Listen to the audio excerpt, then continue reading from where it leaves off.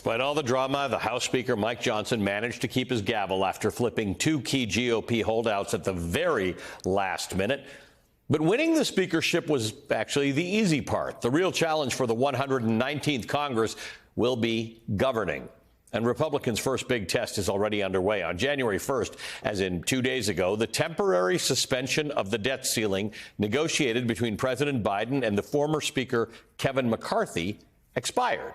So now it's up to the new Congress, where Republicans hold that very slim majority, to raise the debt ceiling or have the U.S. face its first ever currency default, potentially in the next few months. But many people aren't playing ball. In fact, last month, when Donald Trump asked Republicans to raise the debt ceiling, scrap it entirely, or suspend it during his second term, more than 30 Republicans ignored him altogether. And now Mike Johnson has made the standoff even more politically complex by hinting that a debt ceiling could happen through budget reconciliation, which is a fast-track procedure that would allow them to pass a bill through both the House and the Senate, basically along a party line vote. It's a process Democrats and several Republicans are flat out rejecting, at least for the debt ceiling. So where are we headed, and how do Republicans plan to handle this little thing called governing? Joining me now is the Congressman Brendan Boyle. He's the top Democrat on the House Budget Committee. Congressman, it's good to see you. Thank you for being with us. It's important to have a conversation with you because there are very few things in the Constitution that are mandates for Congress. And one of them is appropriations. And by definition, that means budgeting. You and your committee, budgeting and appropriations are the only things that actually have to happen by law in Congress. And yet it is one of the things Congress has the greatest difficulty in getting done. Well, it's great to be back with you. And you're right. For Mike Johnson, today was the early part.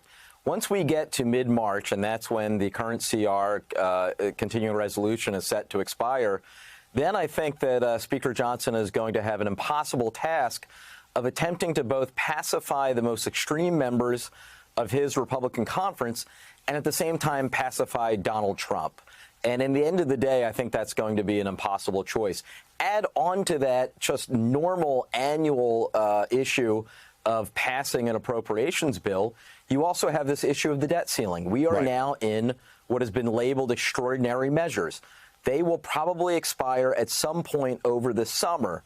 If we don't pass an increase of the debt ceiling before that, we would be talking about the full faith and credit of the United States actually come into question for the first time in American history.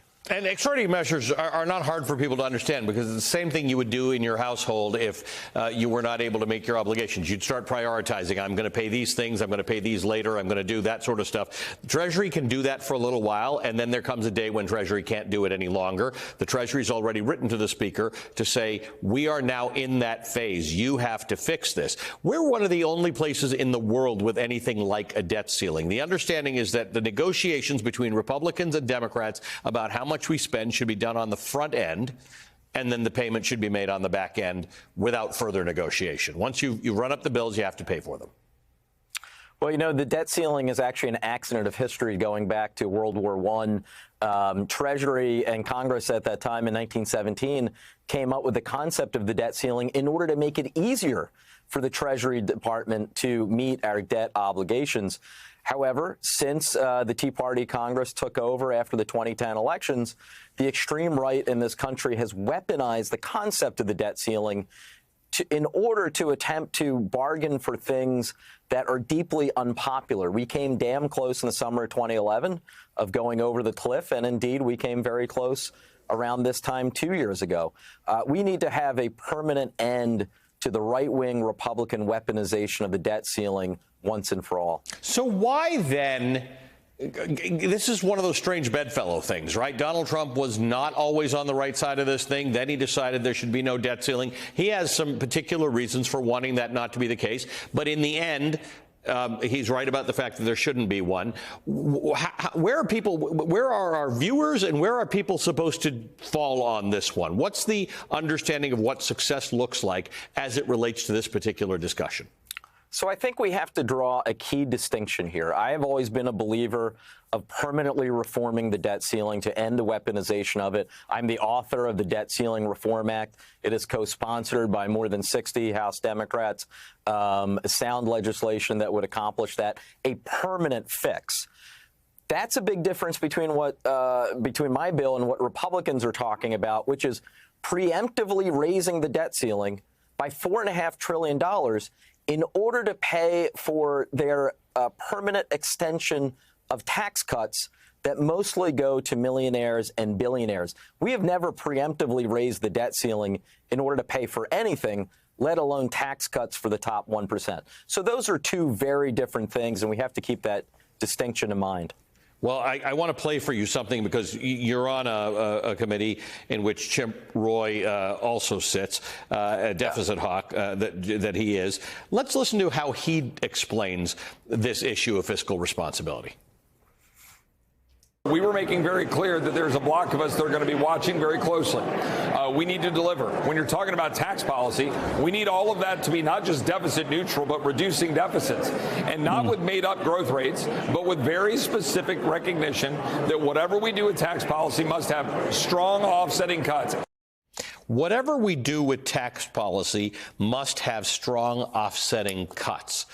That isn't a rule that Republicans tend to attach to tax cuts for corporations and the wealthy. They tend to attach that rule to anything that working Americans get. So if during COVID, working Americans got a $600 check, Congress had to twist itself into knots to get that done. But for corporations and the wealthy, guys like Chip Roy have less to say. Yeah, let's not forget that the president in American history who added the most to the national debt is Donald Trump. He added more to the national debt in 4 years than almost every president had ever added, even those who served 8 years. I like to say Republicans deeply care, passionately care about the national debt when there's a Democrat in the White House. Then when there's a Republican in the White House and they have an opportunity to pass through trillions of dollars worth of tax cuts, they couldn't care less. But if folks like Chip Roy, who I actually think Chip is one of the few who is sincere when it comes to this debt issue, if they are going to really succeed in passing their agenda to dramatically bring down the size of the debt, while at the same time passing trillions of dollars worth of tax cuts, there's only a few sources they can go in order to achieve that. It would be trillion-dollar cuts to Social Security, Medicare, and Medicaid. Why? Because that is the vast majority of what the government spends on. Congressman, good to talk to you as always. Thank you for joining us. We should probably have a fuller discussion on exactly how this moves forward outside of just this highly politicized environment, because this is the normal order that the House is responsible for undertaking on an annual basis. I thank you for your time tonight, Congressman Brendan Boyle of Pennsylvania.